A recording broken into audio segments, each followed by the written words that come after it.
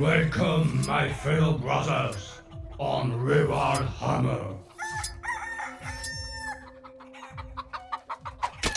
Eh bien le bonsoir mes très chers amis ruralistes, salut à toi jeune entrepreneur et bienvenue sur Rural Hammer, le podcast du wargame à l'ancienne. Je suis Brother Maxou, désormais on fait face à un été beaucoup plus respirable, les nuits sont fraîches, les soirées vont le devenir tout autant, eh bien c'est le moment idéal tout simplement pour rouvrir la rubrique lore, la rubrique des émissions au long cours, la rubrique des émissions bien que je dois préparer beaucoup plus que les autres. Et aujourd'hui, c'est un peu le pinacle du lore parce qu'on va parler de la chute de Cadia. Et la chute de Cadia, c'est tout simplement le plus gros événement de l'or depuis l'hérésie d'Horus. Il s'est passé pas mal de trucs en 10 000 ans, entre l'ère de la bête, l'âge de l'apostasie, etc. Mais la chute de Cadia, c'est un événement pas comme les autres, c'est un événement avec plusieurs niveaux de lecture. Donc factuellement, ouais, c'est le plus gros morceau de l'or qu'a jamais connu Warhammer 40 000. Oui, mais il y a quelques trucs à relativiser quand même. Premier d'entre eux, le body count. Est-ce que la chute de Cadia est le conflit le plus meurtrier qu'a jamais connu l'Imperium ? Eh bien, pas du tout. Pas du tout. Le body count, en fait, il demeure somme toute relatif comparé à d'autres épisodes du lore, voire du lore récent. Si vous mettez par exemple en parallèle l'invasion de la flotte ruche Léviathan, c'est absolument sans commune mesure. La flotte ruche Léviathan, c'est tout simplement des dizaines de milliards de morts à chaque instant. C'est une catastrophe. Et même dans les trucs vraiment très récents, et parmi eux, des choses qui ont succédé à la chute de Cadia, quand le père Angron déboule dans le système Mahag Bael, là encore, c'est un body count complètement lunaire, quoi. Et c'est vraiment des dizaines de milliards, des planètes, des systèmes entiers qui succombent à Khorne. On n'est pas du tout dans le même ordre de grandeur en termes de body count par rapport à la chute de Cadia.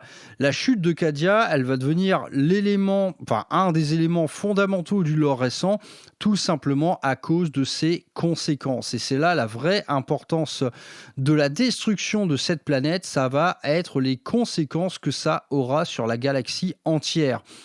Autre chose à noter sur la chute de Cadia, c'est que cette chute de Cadia, elle marque la fin officielle de Warhammer 40 000. Nous sommes au dernier jour du 41e millénaire.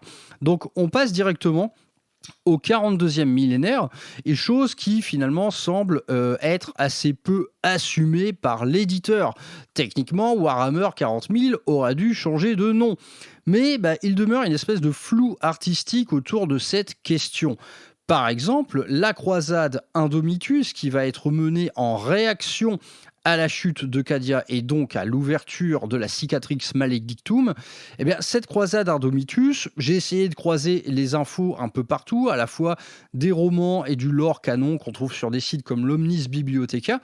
Cette croisade Indomitus, elle en est déjà à 1 siècle d'existence. Donc là, on est vraiment, si vous voulez, dans le 42e millénaire. On a largement passé la date de péremption du jeu. Ça, c'est peu assumé par l'éditeur. L'éditeur, en fait, il va préférer faire traîner les choses, voire même, en fait, recréer des événements qui ont eu lieu avant l'ouverture de cette grande faille. Donc, dans toutes les éditions récentes de Warhammer 40 000, il demeure en fait cette espèce de zone de flou. On a parfois du mal à situer où se déroulent les actions, que ce soit Nexus Paria, Vigilus, Nardmoon, même la flotte ruche Léviathan. Tout ça, c'est vraiment complètement nébuleux en termes de chronologie. Mais on sait qu'on est désormais bien après la chute de Cadia. La croisade Indomitus, c'est une croisade au long cours. Il y a eu des événements en réaction à cette croisade, comme par exemple, si on reprend une émission récente, les Arches Fatidiques. Tout ça, ça a lieu après. Et donc, la chute de Cadia, elle fait finalement office de point de bascule dans le lore, mais on sent en fait une certaine frilosité de la part de l'éditeur et de toute la team en fait responsable de l'écriture, une espèce de frilosité en fait à définitivement franchir le cap de cette expérience Cadia, une expérience Cadia qui aura donné naissance à des tas de trucs, hein, donc l'ouverture de la Grande Faille, la naissance des Space Marines Primaris, tant et tant de choses. Donc là, on est complètement dedans. Ça s'appelle quand même toujours, encore et toujours, Warhammer 40 000. Donc, c'est un choix de leur part. Je ne sais pas si ce choix, il est durable. Est-ce que vraiment c'est viable à long terme de voir se succéder des éditions de jeux qui reviennent en fait sur des éléments de lore s'étant déroulés juste avant ou juste après? On ne sait pas. En tout cas, la chute de Cadia, c'est désormais un épisode qui a désormais un paquet d'années au compteur. Tout ceci, en fait, date de la fin de la version 7. En gros, tout ça commence à franchir le cap de la décennie. Et quel sera, c'est la question qu'on peut se poser légitimement, quel sera le prochain cap décisif en termes de lore? Moi, ma théorie, c'est que ça va être un truc de fou. On voit de toute manière le truc venir, hein, les primarques revenir, les intrigues qui se nouent et se dénouent au sein en fait des éléments qui nous sont livrés au fil du jeu. J'en prends pour preuve en fait les derniers ouvrages sortis durant la campagne de fin de V10, que ce soit Armageddon, les 500 mondes, le Maelstrom ou l'œil de la terreur. Il y a des petits éléments de lore qui nous font penser à un grand bouleversement à venir. Cependant, j'ai l'impression que l'éditeur quand même, il va prendre son temps à ce sujet. Donc restons-en à la chute de Cadia pour aujourd'hui. Et cette chute de Cadia, je vais vous en parler tout simplement via mes lectures. Et les lectures, dans ce cas-ci, on va parler d'une expérience de lecture à 2 échelles. Tout d'abord, nous avons l'ouvrage de référence sorti en fin de V7, Gathering Storm, une espèce de saga qui a été écrite en 3 épisodes et dont le premier d'entre eux est tout simplement la chute de Cadia. Pas de surprise à cet étage, c'est du lore absolument générique signé Games Workshop. Mais c'est une sacrée expérience de lore, parce que ça, on l'a pas vu depuis très longtemps. Gathering Storm, c'est des bouquins très épais, avec une pelletée de dizaines de pages dédiées au lore, et finalement, une partie jeu assez succincte. Néanmoins, une partie jeu dans laquelle c'est pas mal d'aller revenir piocher des idées. Et dans tout Gathering Storm, en fait, vous avez toute une partie, mission et compagnie, qui donne pas mal d'idées en fait qui sont tout à fait applicables dans les versions les plus récentes du jeu. Donc d'une part, on a ça, Gathering Storm, ouvrage à mon sens absolument référentiel, c'est tout simplement le dernier énorme morceau de lore que l'éditeur nous ait offert. Et d'autre part, on va trouver le roman de Robert Rath, ou alors Robert Rath en anglais.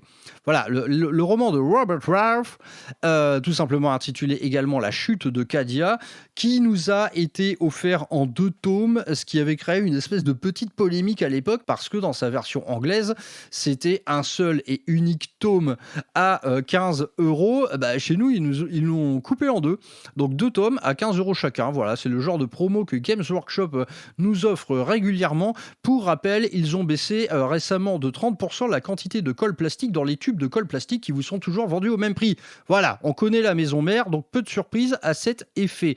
Mais du coup, on est là-dessus. On est sur une expérience de lecture à 2 étages. Tout d'abord, du lore générique officiel et d'autre part, un roman.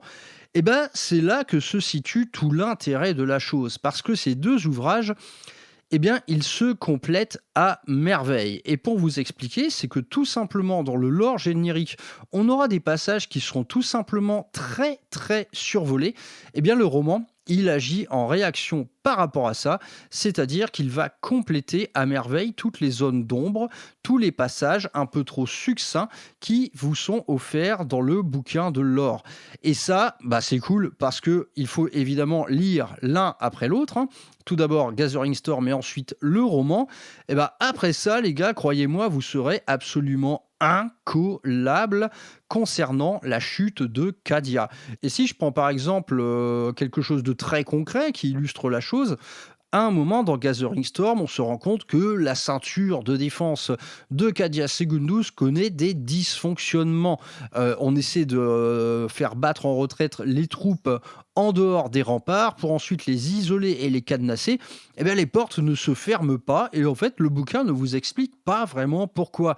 Eh bien, le roman de Robert Ralph va revenir sur cet épisode en particulier et du coup, ces dysfonctionnements, ils vont être complètement remontés à la source et on se rend compte que c'est l'œuvre d'un seul homme, une espèce d'agent infiltré du chaos au sein même du 8e régiment cadien.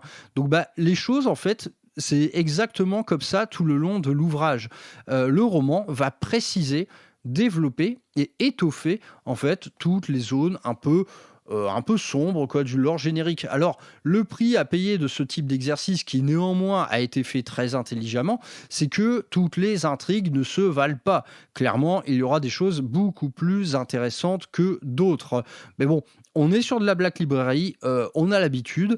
Et concernant ce roman de Robert Ralph, c'est pas du roman de gare. Mais cependant, c'est pas bien loin non plus. Il y a globalement un manque cruel de style littéraire. Voilà, ça manque tout simplement un peu d'envolée, tout ça, de passion, mais demeure néanmoins une certaine habileté à faire une belle mise en forme de la guerre qui va se montrer au final assez captivante, d'autant plus captivante lorsqu'elle touche aux humains. Et donc sur Cadia, majoritairement, on va avoir ça. Moi, c'est quelque chose qui m'a toujours plu, l'histoire en fait de simples soldats qui vont se retrouver face aux broyeurs du chaos.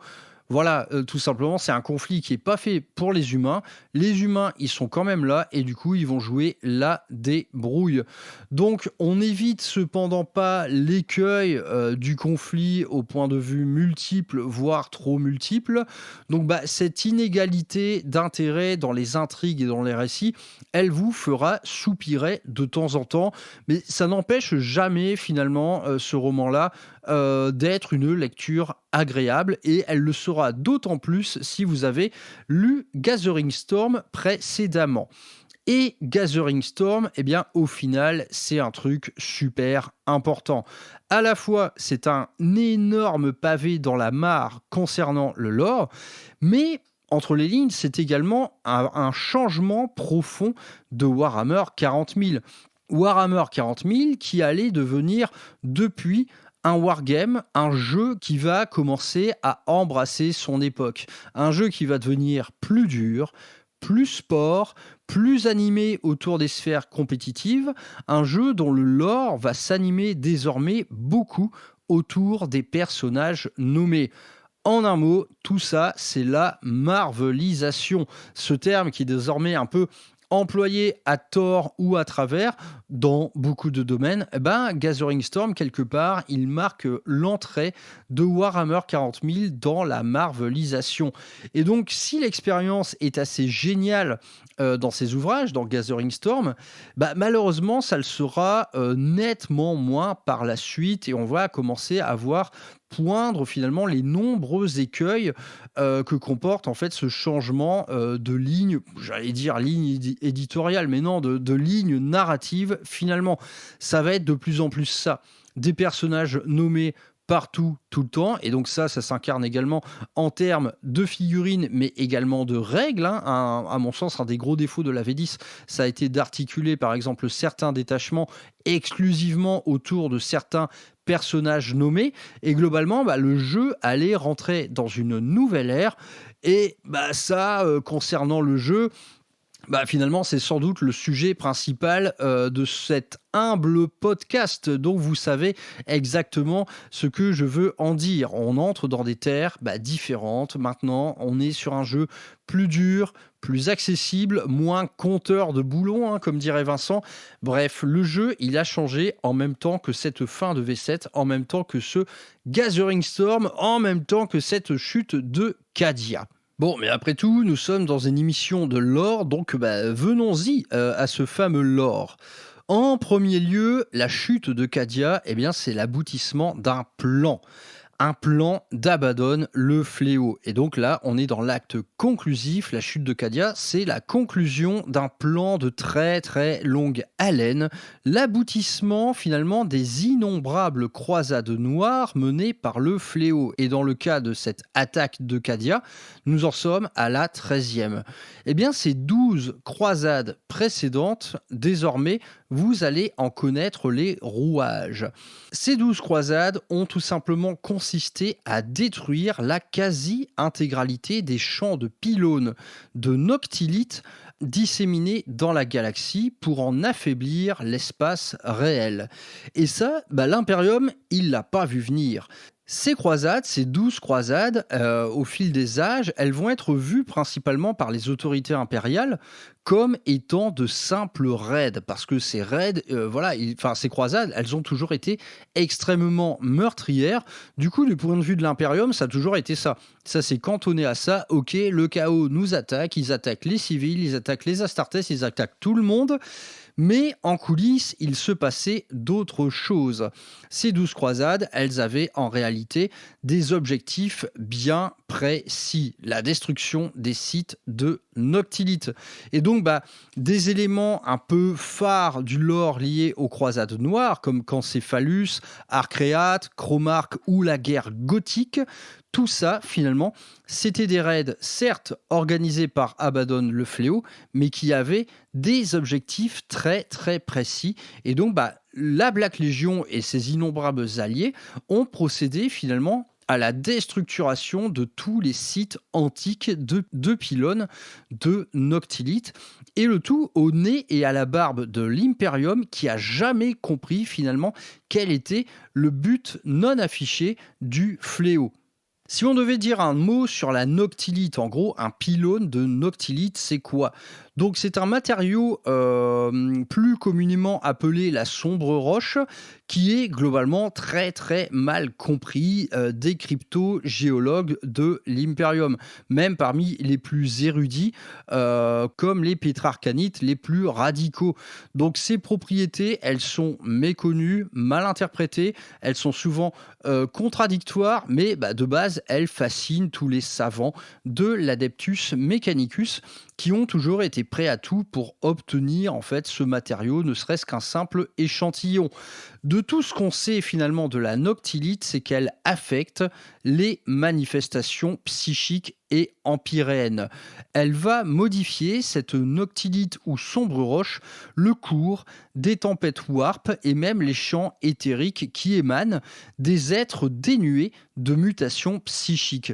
Et donc, parmi ces caractéristiques de cette sombre roche, la plus curieuse, elle va être tout simplement dans ses emplacements.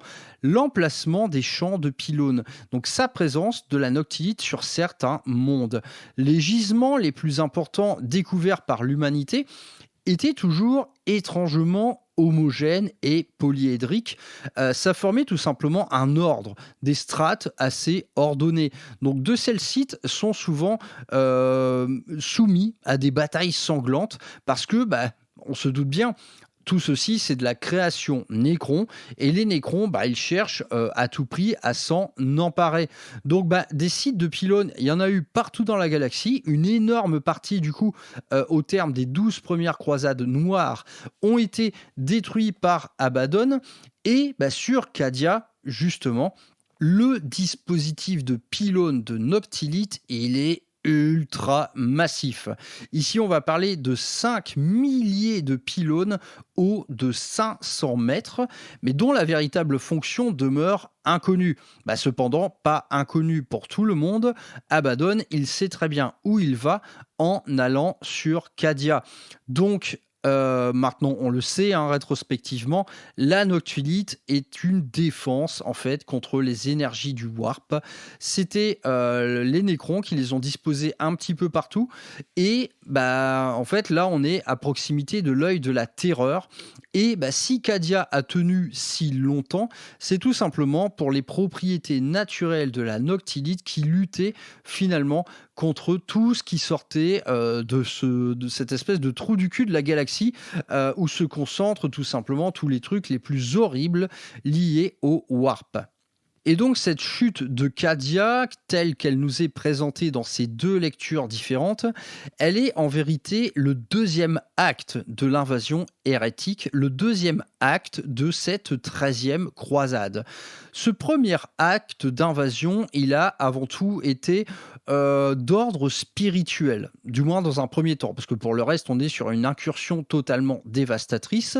Mais quand je dis une bataille d'ordre spirituel, vous voyez où je veux en venir, ça va être tout simplement de l'infiltration, de la manipulation psychique, tout simplement tout ce qui va s'articuler autour de l'influence du Warp. Donc dans un premier temps, le clan chaotique va abattre par exemple toutes les communications, les relais astropathiques, les structures de commandement, avec comme premier allié l'énergie du Warp. Il y aura dans un premier temps très peu d'hommes qui vont fouler le terrain du système cadien. Et donc, par ce fait, de nombreux mondes entiers vont tomber sans même avoir livré de combat. Ils vont tout simplement se faire ravager de l'intérieur. Bon, après ce premier acte particulièrement vil, naturellement, on va être sur une bonne vieille invasion à l'ancienne. Mais là, un peu à l'image des premières heures du siège de Terra, Abaddon, il va lancer la plèbe. La piétaille, en fait, ça va tout simplement être une invasion hordes de cultistes, de dégénérés, de mutants, voilà, toute la lie du chaos, hein, finalement, qui vont s'abattre à même le sol en faisant écraser leur vaisseau. Ouais, vous voyez le tableau, la horde dégénérée de l'étoile à 8 branches. Cependant, la chose va demeurer orchestrée de près par la Black Légion. Mais à ce moment-là, en fait, lors de cette première vague, Cadia, elle était prête à subir et à la repousser, cette invasion. Seulement, Cadia n'imaginait en recevoir qu'une seule d'invasion. Donc c'est dans cette première phase que le haut commandement de Cadia mord néanmoins la poussière et c'est ce bon vieux Ursarkar Creed qui va prendre le pouvoir pour redonner de l'espoir à une Cadia affaiblie mais déterminée et donc il va se faire promulguer seigneur Castellan et donc à l'issue de sa nomination va repousser globalement ce premier assaut ennemi. Donc ce titre de seigneur Castellan, en fait, il existe pour de tels cas d'urgence. C'est un titre vraiment particulier qui peut être applicable à vie ou jusqu'à ce que l'urgence soit passée. Et donc, Ursarkar, un mot sur le personnage quand même, c'est un des visages quelque part les plus connus de Warhammer 40 000. Lui, une figurine, il en a eu une, tout le monde la connaît. Ursarkar, c'est un sacré loustic, quoi. C'est tout d'abord finalement un duo qu'il forme avec Jaran Kell, son collègue qu'il a rencontré, tandis qu'ils furent conscrits sous l'ordre des boucliers blancs, si mes souvenirs sont bons. Et là, il y a une chose assez intéressante, c'est que Creed, il a toujours quelque part une image impeccable dans les récits officiels comme Gathering Storm. C'est tout simplement un héros de l'Imperium, un stratège militaire monstrueux, un meneur, quelqu'un qui sait se montrer absolument décisif dans les heures les plus sombres. Cette image, elle va se retrouver largement écornée dans le roman. Creed, il y est tout simplement alcoolo, dépressif, très colérique, complètement décontenancé, et on le comprend bien, face aux défis qui lui fait face. Donc, personnage un peu à deux lectures, hein, et c'est là qu'en fait la dualité de l'œuvre, du moins des ouvrages, elle est super intéressante parce que ça vous donne en fait quelques rayons de lumière, ou là plutôt ça vous offre quelques zones d'ombre supplémentaires concernant un personnage duquel finalement auparavant on ne disait que du bien. Donc Creed, c'est un sacré bonhomme, quoi. Il est tout à fait rural à preuve Ursarkar Creed, dans son tempérament, c'est un bonhomme. Voilà, c'est tout simplement un bonhomme. Il a son petit bidon, il a son petit uniforme. Il est tout simplement adorable, le petit Creed. Donc, nous sommes finalement après cette première vague d'invasion hérétique, une vague qui aura quand même fait énormément de dégâts, énormément de morts. Et finalement, en fait, Cadia se dit bah, ok, c'est bon, on a repoussé l'assaut, là, c'est bon, la 13e croisade noire, fuck off, on a réussi. Bah, cependant, vous vous doutez bien que finalement, tout ceci n'était qu'un prélude. Et bah, le haut commandement, désormais, de Creed s'en rend bien vite compte. Il se prépare à une seconde invasion qui s'annonce encore plus salée que la première. Donc, dans ce branle-bas de combat, la première nécessité, elle va être renouer le contact avec l'extérieur pour appeler du renfort. Mais ici, bah, tout foire. Comme je vous l'ai dit, les communications sont down, les astropathes se sont tous fait griller la cervelle par l'énergie du warp. Toute initiative de renouer contact avec l'extérieur va échouer. Et donc, bah, parmi ces tentatives, on trouve même des trucs assez dangereux. C'est que sous l'ordre de Creed, l'Adeptus Mechanicus va commencer à jouer les savants fous, quitte à prendre tous les risques à manipuler par exemple des psychers pour en faire des espèces de relais astropathiques. Bah, même ces expériences dangereuses, elles vont foirer. Les astropathes sont tellement surmenés que leur tête va exploser. Bref, des expériences finalement assez polémiques qui sont complètement finalement assumées par Creed, qui est prêt à prendre tous les risques pour sauver sa planète. Mais bah voilà, ça foire, ça ne marche pas.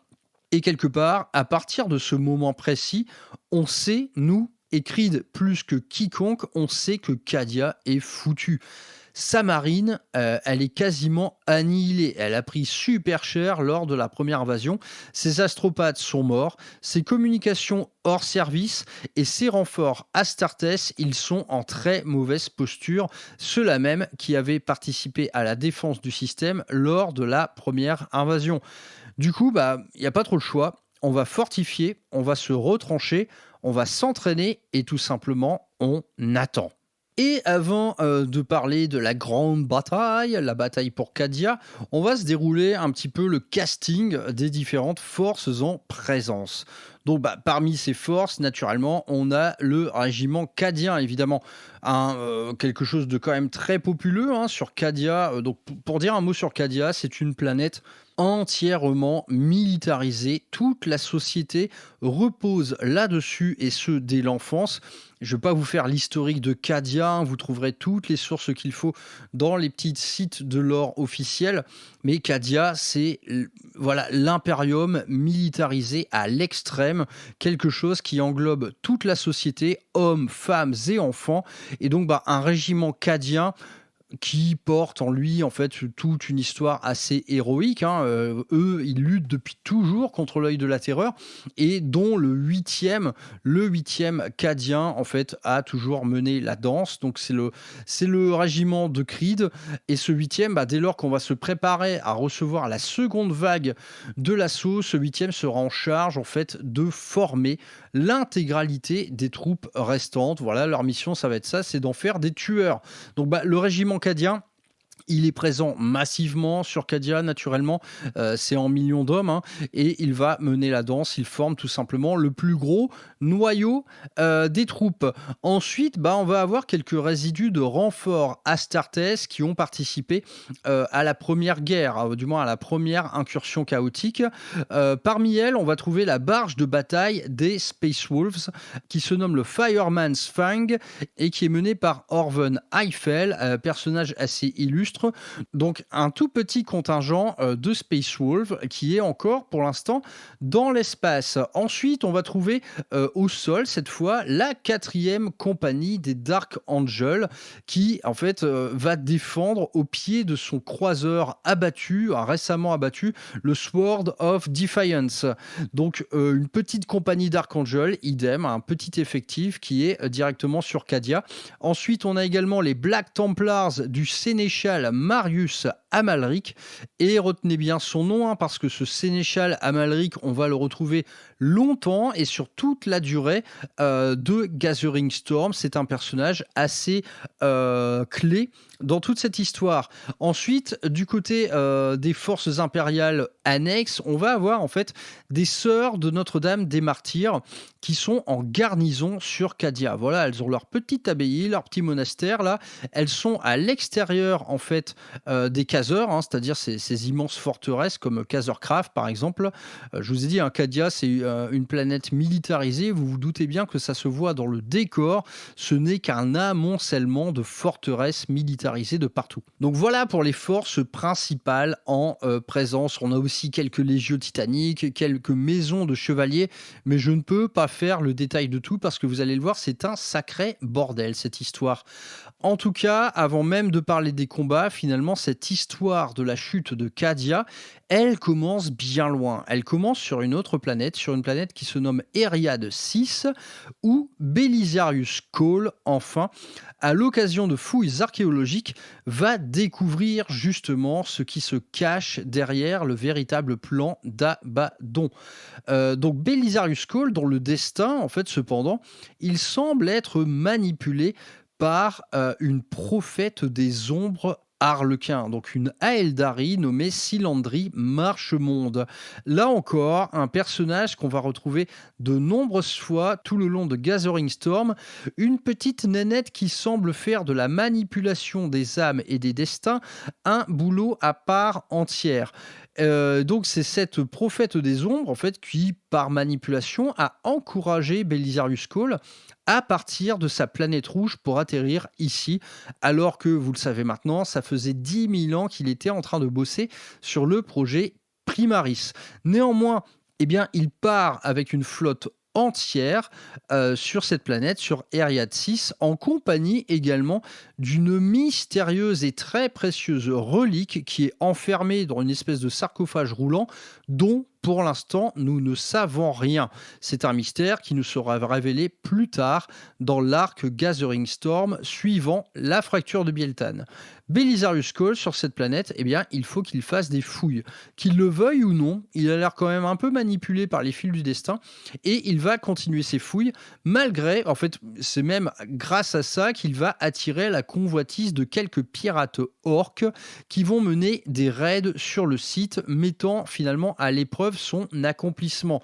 Mais Belisarius Cawl, en fait, évidemment, il trouve de la noctilite sur ce site, une noctilite qui a été préalablement bombardée il y a des siècles, et il va comprendre finalement ce qu'il se passe ici. Il va comprendre que cette planète a été jadis la cible d'une des croisades noires d'Abaddon le Fléau, et à force de regrouper les informations, il va commencer à comprendre ce qu'il se passe, et naturellement, les choses vont l'orienter vers Cadia, Cadia qui est un peu le boss final de la Noctilite. Autre personnage, et pas des moindres, il va s'agir de Trazyn l'Infini. Trazyn, donc vous le connaissez, ce gardien de musée Nécron, musée qui va présenter une anomalie soudaine. On parle ici, vous voyez un peu ce qu'il fait, Trazyn dans son musée, il reconstitue des batailles qu'il fiche dans le temps. Et bien cette fois, ça va être une anomalie qui va être autant une alarme. On va parler de la cloche de Saint-Gerstal qui va se mettre à sonner et à tout détruire autour d'elle.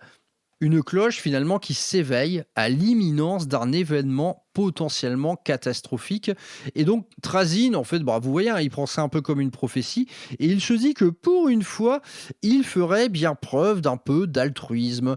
À la lumière de ça, du moins à l'opportunité qui va se présenter à lui, il va commencer à se rêver un peu sauveur et il se décide d'aller faire un tour dans le système cadien, lui aussi. Donc Trazyn, personnage un peu à part dans l'univers de Warhammer 40 000, c'est même une des rares incarnations du potentiel comique qui peut régner dans le jeu. Trazyn, c'est tout simplement un sacré numéro. Donc là, je vous renvoie aux lectures phares concernant ce personnage, notamment l'Infini et le Divin, dont nous finirons bien par parler sur Hurlhammer. Et également, en exemple très récent, allez voir la vidéo d'Indomitus qu'il a faite au sujet de Trazyn. Vous saurez absolument tout sur le personnage. Et c'est un sacré personnage, c'est pas rien de le dire. Des autres forces présentes dans ce récit, cette fois on va parler du Phalanx. Le Phalanx, mon chouchou de l'éternel, le vaisseau amiral des Imperial Fist, objet de rêve s'il en est. Et ce Phalanx, il sort tout juste en fait d'un truc assez galère. Il sort tout juste d'une des plus grandes batailles qu'il ait eu à livrer depuis l'hérésie. Une invasion qui va lui être adressée et qui sera composée du Dark Mechanicum et d'Iron Warriors, le tout épaulé par Be'lakor et ses disciples. Donc un sacré casting qui va attaquer le Phalanx. Bataille tout à fait épique, hein. Une bataille où Thor Garadon, le capitaine de la 3e compagnie, va parvenir à sauver son vaisseau in extremis, mais en sacrifiant une énorme partie de ses infrastructures, à peu près à la hauteur de 10%. Et 10% du Phalanx, croyez-moi, ça nous donne à peu près une ville de taille moyenne des Hauts-de-Seine, hein. Donc, ce Phalanx, il est tout simplement trop malmené par les codes corrompus hérétiques et les combats pour s'en sortir indemne. Et finalement, c'est la science du terrain. Naturellement, les Imperial Fist dans le Phalanx, ils sont comme à la maison. C'est cette science du terrain qui va rapporter aux Imperial Fist, pourtant très très inférieurs en nombre, la victoire. Une victoire qui est un véritable chef-d'œuvre d'ingénierie, tandis qu'il y a même la Légion des damnés qui s'est tapé l'incruste pour renvoyer Be'lakor dans ses ténèbres. Donc le Phalanx est en triste état, mais néanmoins, il a relevé le signal de détresse provenant de Cadia lors de la première invasion et s'invite à la fête. Mais néanmoins, il était très très loin de l'autre côté de la galaxie, donc sa venue va se faire attendre. En bref, tout le monde se prépare. Tout le monde construit des bastions, se retranche dans des forteresses, s'entraîne, regroupe ses forces, les Astartes se repréparent au combat, etc. Mais les premières images de la flotte renégate parviennent au haut commandement. Cette fois, c'est la vraie flotte renégate. Ces images sont transmises et l'espoir, il disparaît aussi vite que disparaissent les derniers éléments des flottes impériales. On parle ici tout simplement d'une immensité de vaisseaux dans un ordre que l'on n'a plus vu depuis que Horus a mené son armada sur Sainte Terra. Et à la tête de cette bande de vaisseaux de l'infini, on trouve une forteresse noire, le Wheel of Eternity. C'est tout simplement une tueuse de planètes. C'est une forteresse noire, une Blackstone Fortress. Alors, ces Blackstone Fortress, c'est quand même un sacré morceau, hein, ces vaisseaux-là. C'est une découverte qui date du 2e millénaire du règne de l'empereur. On est sur une forme de technologie absolument insondable. Et même si, en tout cas, je ne me souviens pas l'avoir vu explicitement écrit quelque part, mais on se doute bien que les Blackstone Fortress sont de technologie Necron, comme la Noctilide, comme bien d'autres choses en vérité. Et donc, comme toutes ces technologies Necron, l'Adeptus Mechanicus se casse les dents dessus et n'arrive absolument pas à les faire fonctionner comme elles devraient. Cependant, ce Mechanicus, il va quand même parvenir à détourner finalement cette technologie pour faire de ces Blackstone Fortress des espèces de bastions défensifs de gigantesques batteries d'armes stellaires. Et donc, si on parle de l'arme principale d'une forteresse noire, cette arme principale, c'est tout simplement un gigantesque rayon de pur immatérium. Et là, il n'y a pas de surprise, quelle que soit la cible, fût-elle une planète, elle sera détruite. Et donc, le père Abaddon, il s'est emparé de plusieurs de ces vaisseaux lors de la croisade précédente, la 12e. Et ça, ça rejoint en fait son fameux plan au long cours. L'acquisition des forteresses noires, tout comme la destruction des champs de pylônes de Noctilite, fait partie du plan, un plan qu'il est temps de conclure. Il va même se permettre de donner une petite forteresse noire aux Red Coursers qui vont s'y implanter et en faire quelque part une espèce de quartier général au cœur même du Maelstrom. Il y a d'autres forteresses noires, on va pas parler de tout aujourd'hui. Certaines se sont même fait détruites par les forces impériales une fois que Abaddon s'en était emparé. Bref, encore un sacré morceau de l'or, ces forteresses noires. Donc bah voilà, l'armada, on a les photos, tout le monde est en train de faire dans son froc, et devant la menace, eh bien, il n'y a qu'une seule et unique mesure d'urgence à prendre, c'est tout simplement réparer le bouclier Warp ou le bouclier Void, hein, ça dépend comment on veut l'appeler, de la planète. Seul ce truc est à même de nous protéger du Wheel of Eternity, ce tueur de planètes qui peut dégommer Cadia en un seul tir. Mais bon, bah, comme pour le reste, ça marche pas. Les générateurs sont foutus, le Mechanicus patauge complètement avant d'avouer son incapacité à Creed de restaurer tous ses systèmes de défense. Et devant finalement cette panique qui commence à gagner les cœurs, il y aura une tentative désespérée. Et ben, ce sera la tentative désespérée des Space Wolves, toujours à bord de leur vaisseau, mené par Sven Bloodhowl pour aborder la forteresse noire. Bah là, c'est un des détails qui rend l'expérience de lecture à 2 étages très intéressante parce que ce truc-là sera à peine abordé dans Gathering Storm. On sait juste qu'il y aura cette tentative. On voit que Sven Bloodhowl, il quitte Cadia pour aller regagner son vaisseau et partir à l'abordage de la forteresse noire. Et après, c'est tout. On n'aura plus jamais de nouvelles, finalement, tout au long de l'ouvrage. Eh bien, le roman de Robert Rafts, il va vous expliquer absolument tout ce qui se passe, rendant quelque part un hommage vibrant à cette tentative désespérée des Space Wolves. Bah ici, je décide de ne rien spoiler du tout, c'est tout simplement trop kiffant à lire. Donc, en tout cas, on sait que cette tentative, elle échoue, et du coup, bah, la forteresse noire, elle finit par tirer. Et incroyablement, rien. On se dit, bah attends, on n'avait plus de bouclier? Bah non, effectivement, il n'y en a plus. Enfin si, il y en a un autre.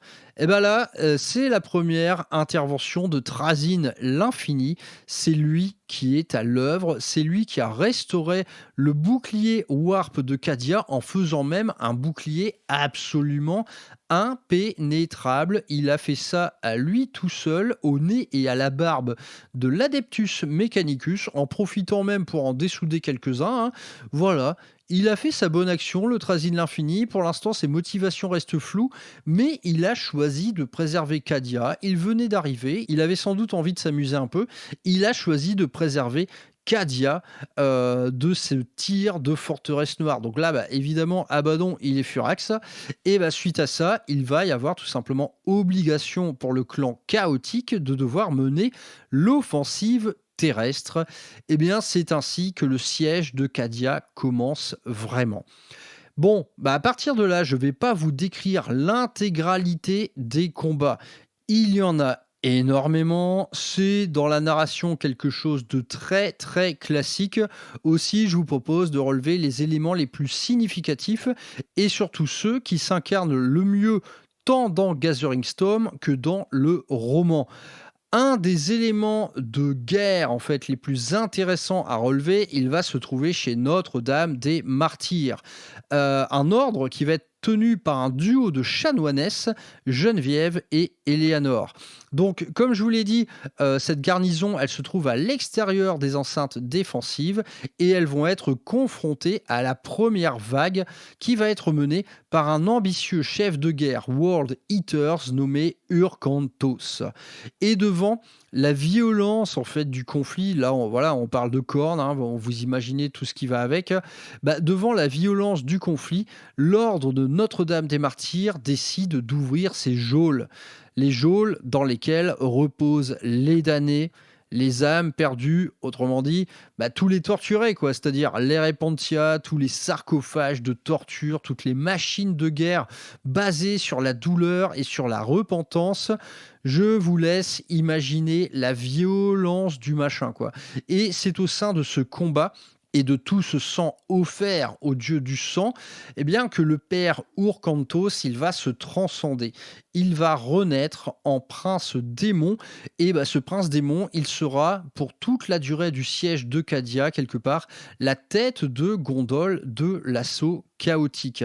Il va mener ses forces à la tête de 3 Lords of Skulls. Enfin, vous imaginez le machin. Un prince démon à la tête finalement d'une escouade de 3 seigneurs des crânes, ces machines gigantesques de cornes, machines démons possédées, absolument phénoménales. Donc un gros gloops, il va prendre le commandement dans la foulée des chiens d'Abaddon, hein, tout simplement le clan de la Black Legion qui a le moins bonne presse, et mission va lui être confiée par le fléau de détruire une bonne fois pour toutes le bouclier Warp de Cadia, mais cette fois de l'intérieur. Donc évidemment la bataille est d'une violence inouïe, hein, c'est assez kiffant, Khorne contre finalement les déchets de l'Imperium, hein, là on peut pas appeler ça autrement. Les arcoflagellants lâchés en meute sur du World Eaters. Là, bon, c'est la violence totale. Donc Khorne était très très satisfait ce jour-là. Naturellement, l'ordre de Notre-Dame des Martyrs finit par plier bagage et regagner Khazor-Craf avec toujours à sa tête les chanoinesses Geneviève et Eleanor qui seront bientôt promises à un autre destin. Et donc finalement, autour de Cadia, sans trop de surprise, le scénario va être le même. Toutes les enceintes défensives vont tomber les unes après les autres. Donc parmi tous ces bastions en train de chuter, on peut quand même noter la résilience et surtout à mon sens la débilité du seigneur maréchal Amalric et de ses Black Templars. Alors moi les Black Templars, ça m'a toujours fait marrer. Pour moi, c'est un peu les islamistes de Warhammer 40 000. On est tout simplement sur des mecs tellement fanatisés qu'ils font absolument n'importe quoi. Ici, c'est un peu un best-of. C'est un best-of de tout ce que les Black Templars peuvent vous offrir de plus débile. C'est-à-dire qu'à un moment, il y a la bannière du chapitre. Elle tombe, le mec la fait tomber, et en fait ce porte-bannière, il va passer tout le récit de la chute de Cadia à essayer de regagner son honneur pour bien se faire revoir auprès de ses frères, auprès du sénéchal Amalric. Bref, on est sur du Black Templar pur jus qui va ne jamais hésiter à sacrifier des centaines de vies juste pour remettre la main sur sa sacro-sainte bannière. Néanmoins, ça fonctionne parce que le bastion tenu par les Black Templars, ça va être un des seuls finalement qui va s'illustrer dans la défense, et à eux seuls, en fait, ils mènent un body count absolument décisif pour la bonne tenue. Là, de toute manière, on en est à un stade où il faut gagner des heures, il faut gagner des jours, tout simplement pour potentiellement avoir des renforts qui viennent de l'extérieur. Parce que Cadia, comme je vous l'ai dit, Creed le sait mieux que quiconque, elle est foutue.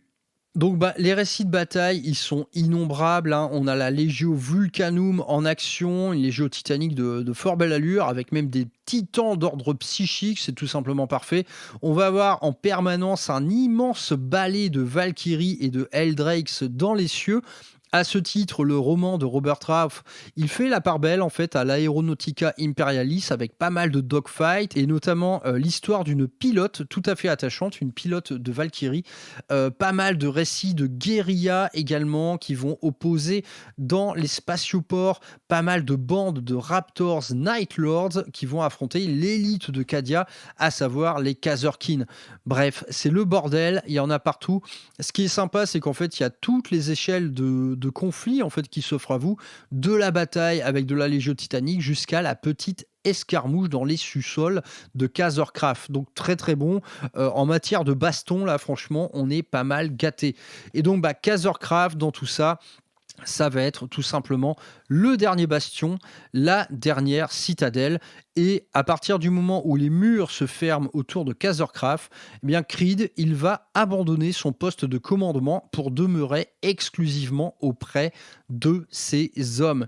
Et en fait, cette présence de l'état-major auprès de ses troupes, elle va être décisive pour la défense de Cadia. On voit ici que Creed, c'est un bon mec. C'est tout simplement un bon mec, il picole, il mange, il dort avec ses hommes. Bref, à lui seul, finalement, il va un peu regalvaniser les troupes. Mais c'est pas moins la merde pour autant, parce que naturellement les hordes finissent par pénétrer dans la citadelle et avec à leur tête le fameux prince démon désormais Urkantos qui est en charge de la destruction des boucliers. Cet Urkantos, il va parvenir à gagner les sous-sols. Il va même terrasser les 2 chanoinesses restantes de Notre-Dame des Martyrs. Mais eh bien, c'est à ce moment précis que Sainte Célestine déboule des cieux avec la puissance d'un météore. En fait, c'est à ce moment précis qu'intervient tout. Sainte Célestine arrive, donc c'est une sainte qui est envoyée par l'empereur. Voilà, là c'est la boule de feu qui arrive au sein même du conflit. Dans l'espace, c'est à ce moment qu'intervient également le Phalanx qui va faire face tout seul à toute la flotte noire. Bah ouais mon gars, c'est quand même le meilleur vaisseau du monde et en fait, il va même parvenir à mettre hors d'état de nuire la forteresse noire. Donc ça, c'est quelque chose qui vous est décrit dans Gathering Storm et dans le roman, eh bien, on va vite comprendre que finalement, si le Phalanx réussit à neutraliser la forteresse noire, la précédente tentative désespérée des Space Wolves n'y était pas pour rien non plus. Bref, tout ça va représenter un moment de répit entre l'intervention de la Sainte, donc qui va naturellement terrasser le prince démon Urkantos et sauver le bouclier de Cadia. Dans la foulée, elle procède à la résurrection des deux chanoinesses tombées sous la lame de Urkantos et va en faire ces fameuses Germinae supérieures telles que vous pouvez les voir dans le kit de figurines. Donc Sainte Célestine est là.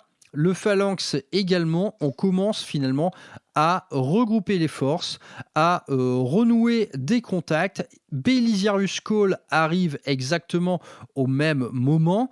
Bref, on va procéder à la réorganisation.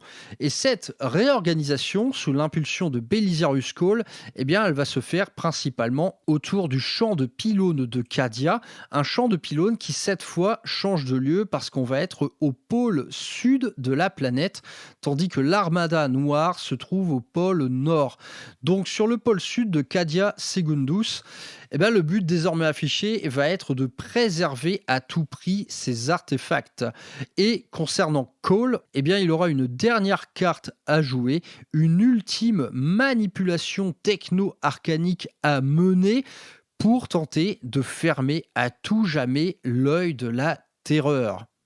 Et donc, c'est durant cette réorganisation un peu que toutes les forces impériales vont désormais apprendre la vérité. C'est que la clé de Cadia, c'est la Noctilite. C'est pour ça qu'ils ont toujours su repousser les invasions chaotiques. Donc, mesure d'urgence, finalement, avant même de sauver la planète, c'est absolument ce champ de pylônes qu'il va falloir sauver. Et donc tout ceci nous mène à la dernière bataille pour Cadia qu'on va appeler la bataille des champs d'Élysion.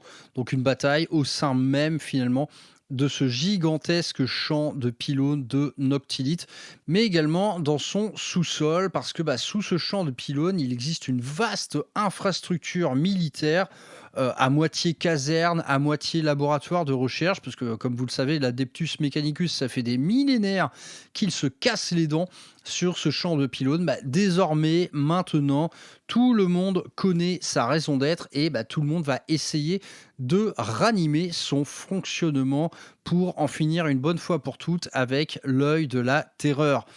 Bon, sans surprise, c'est la méga bagarre, hein. On parle ici d'une colonne blindée de la Black Legion de 3 km de large sur 6 km de long. Bon, ça en fait du Predator quand même, vous voyez un peu le tableau, 3 km sur 6, ouais, c'est plutôt respectable. Et cette fois, Abaddon, eh bien, il sera sur le terrain et à ce titre, en fait, il est en train de commettre le bon vieux péché d'orgueil.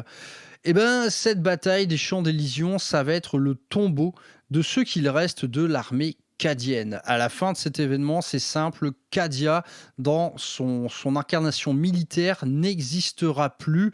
Ça va être également la fin tragique de nombreuses compagnies de l'Astartes.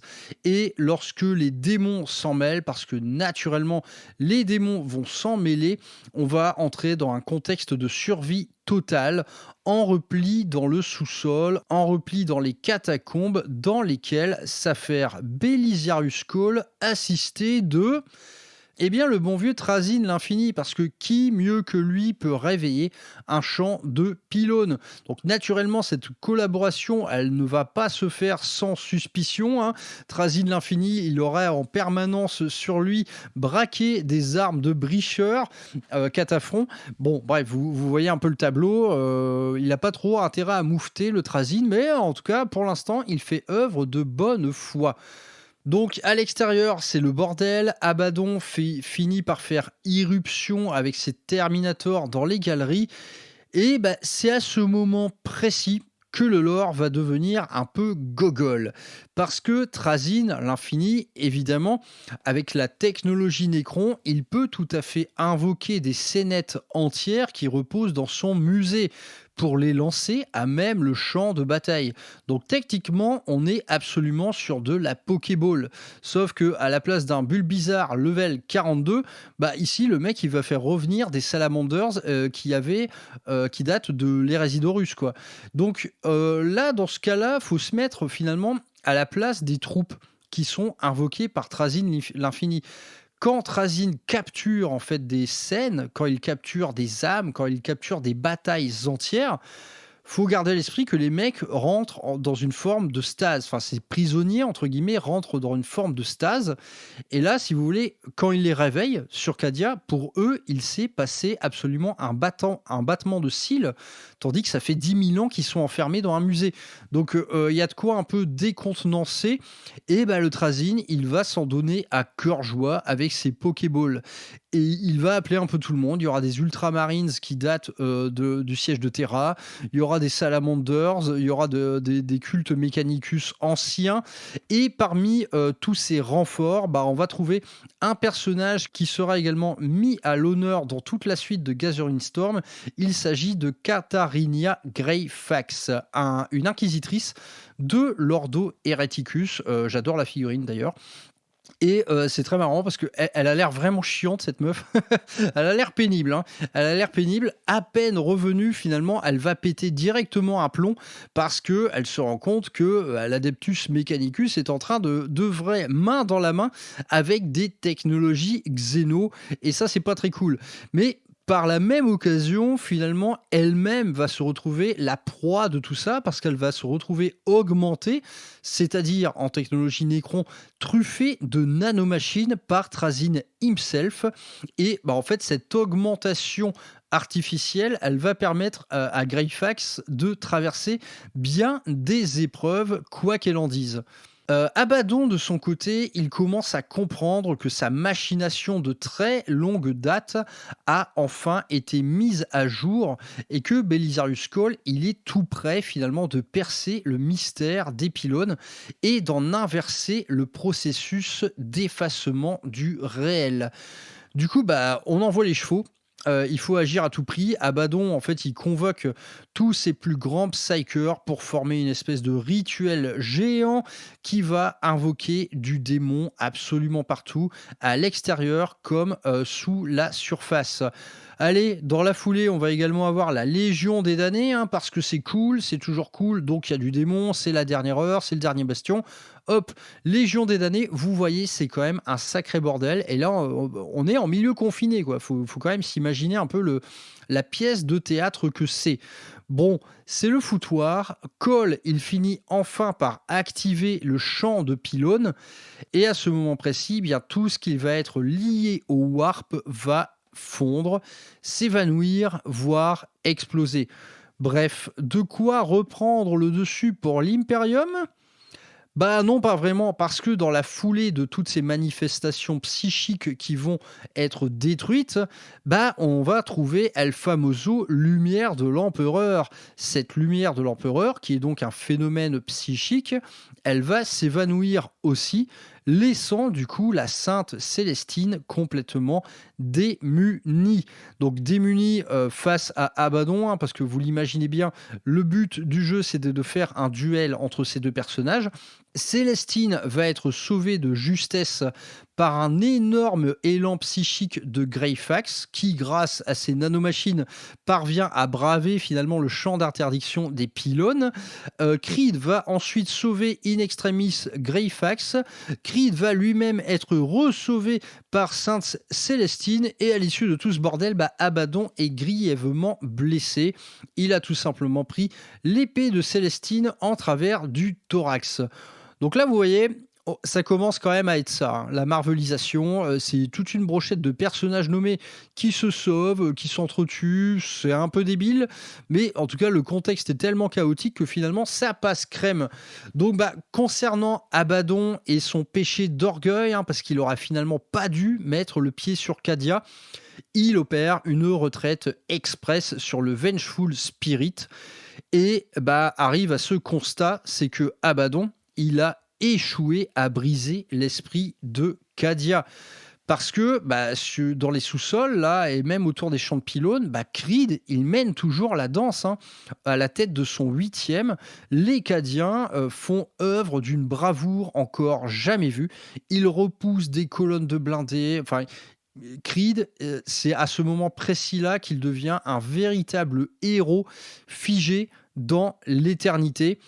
Et c'est à ce moment précis que Trazyn, il se dit « Ah, lui, je le veux ». Ni une ni deux, naturellement, il capture Ur-Sarkar Creed pour le mettre dans son musée et s'éclipse à ce moment précis du récit. Donc, Abaddon est en retraite. Il a échoué à briser l'esprit de Cadia. Seulement, il allait la briser quand même. Et il donne l'ordre, finalement, de propulser la forteresse noire, le Wheel of Eternity, qui est désormais privé d'armes. Grâce à l'intervention du Phalanx, il va propulser ce Wheel of Eternity directement à même sur la planète. Il fait tout simplement plonger ce vaisseau sur l'écorce de Cadia. Et donc, à la collision de ces deux appareils gigantesques, naturellement, la forteresse noire ouvre la planète en deux. Et la lance de lumière qui a été créée par Belisarius Cawl et ses pylônes, une lance de lumière qui se dirigeait tout droit vers l'œil de la terreur, cette lance de lumière s'éteint immédiatement.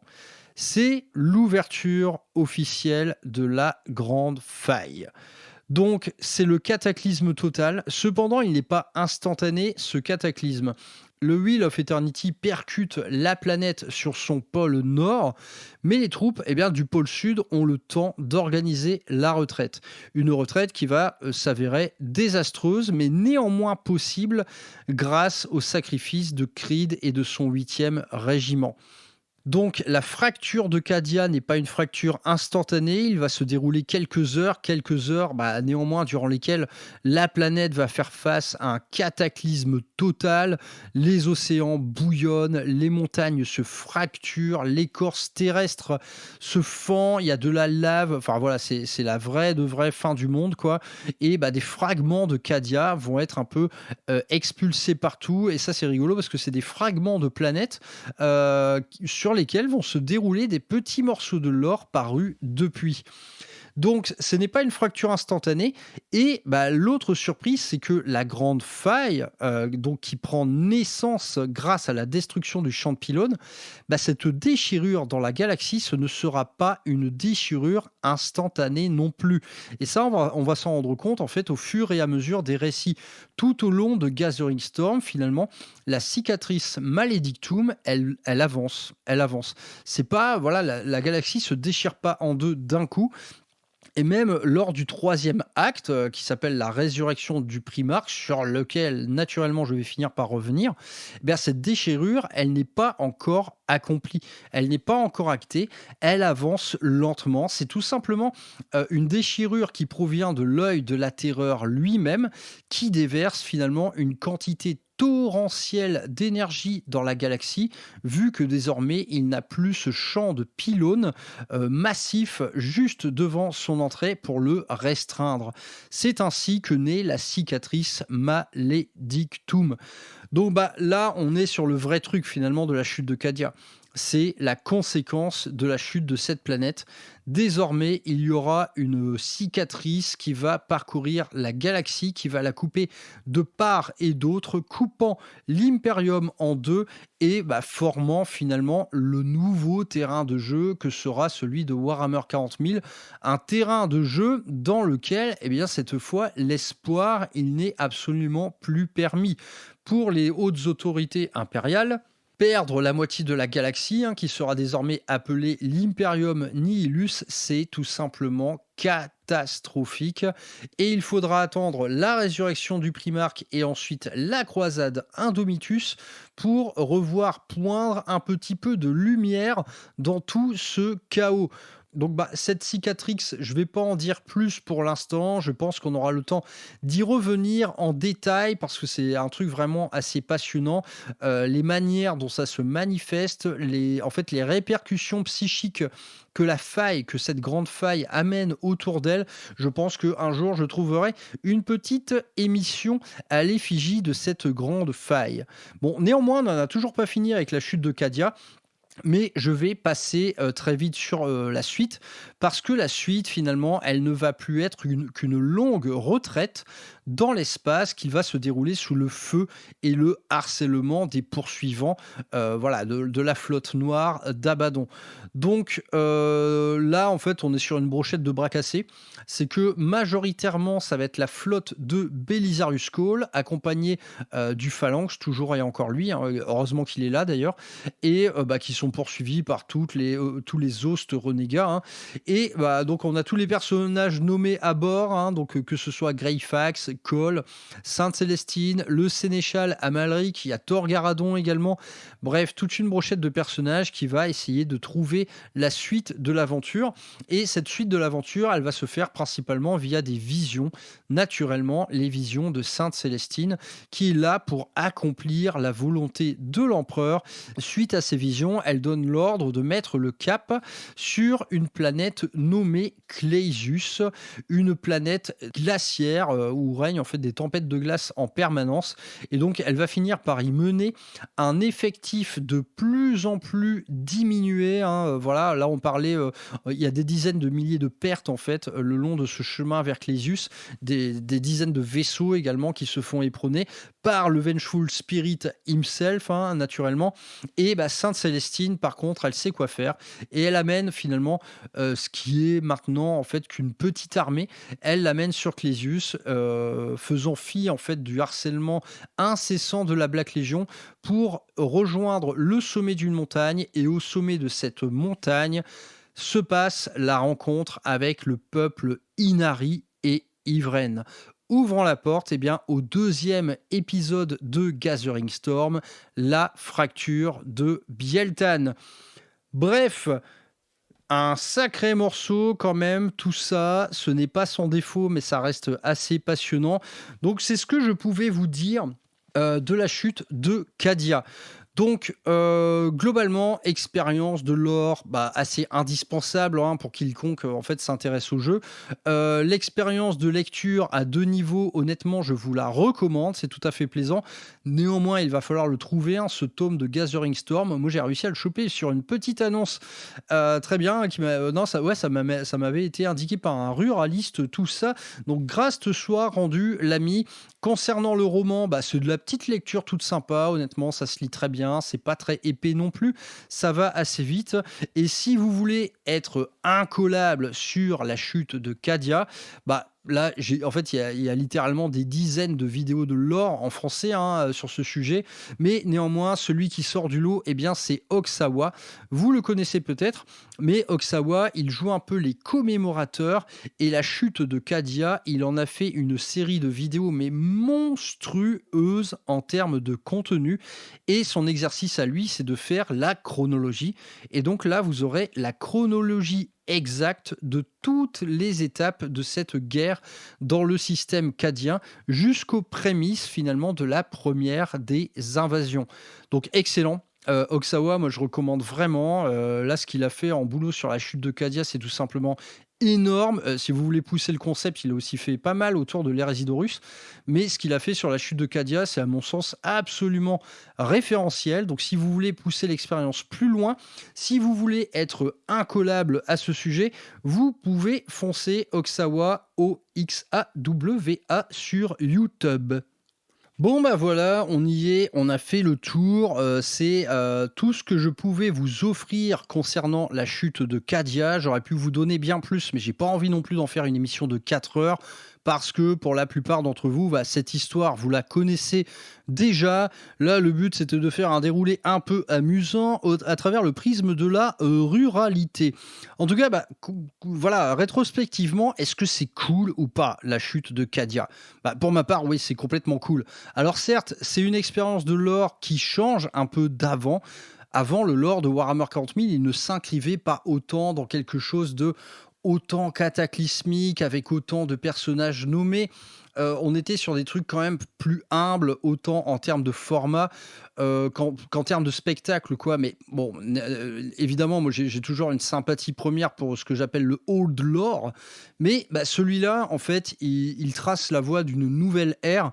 Et bah, quelque part, il en est la meilleure incarnation de cette nouvelle ère. Gathering Storm, dans sa globalité, c'est quand même un truc de fou furieux, quoi, en termes de lore. On ne peut pas dire que ce soit bâclé. Il y a des éléments qui sont tout à fait discutables, comme justement le recours systématique à de grands héros. Mais c'est là qu'en fait que la Black Library a l'intelligence de tempérer ce genre de truc. Parce que dans le roman de Robert Raff, vous n'aurez que des pimpins. On parle de saintes vivantes et de princes démons dans l'ouvrage de lore référentiel, mais dans le roman, bah, on vous décrit finalement la vie des petites gens, les petites gens qui se retrouvent embarqués dans cette galère, et c'est là qu'en fait tout prend son sens pour ma part. Donc moi j'aime beaucoup cette expérience de lore enrichi, parce que si la chute de Cadia c'était juste Sainte Célestine qui se met sur la gueule avec Abaddon et tout, moi, ça ne me suffirait pas. J'ai besoin de points de vue plus humbles. Et ben là, pour une fois, la chute de Cadia, elle m'offre ça et j'en suis très heureux.